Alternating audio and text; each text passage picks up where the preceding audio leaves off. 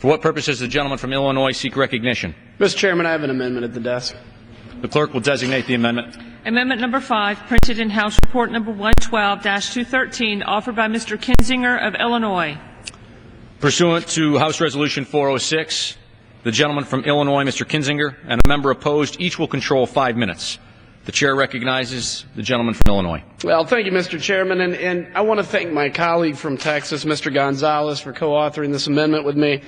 H.R. 2401, the TRAIN Act, is an important bipartisan amendment that hits directly on what Americans, particularly my constituents in Illinois, are facing every day: the high cost of gasoline. Later this year, it's expected that the EPA will promulgate rules on gasoline refiners mandating that they lower sulfur levels and vapor pressure by 70%.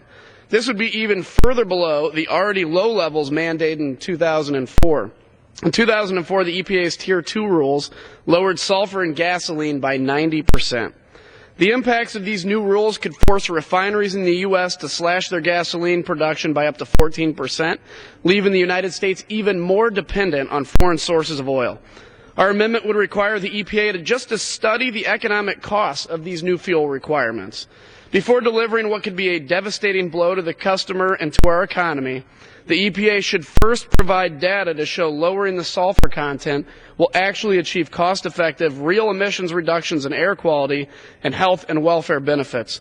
Americans are fed up with the volatility in the gasoline markets. While we may not be able to control the price of oil on the global market, we can control the cost of regulations on our fuel. Every dollar that's taken out of the taxpayer pocket due to new regulation is a dollar that's not going to refuel the American economy. We need common sense regulations, and we need to know the impacts of regulations on families and businesses before they go into effect. This amendment is a common sense approach to ensure Americans are getting the cause-worthy benefits that we need out of regulations. I urge my colleagues to support the amendment, and at this time it's my honor to yield 2 minutes to my distinguished colleague from Texas, Mr. Gonzalez, co-author of the amendment. The gentleman is recognized.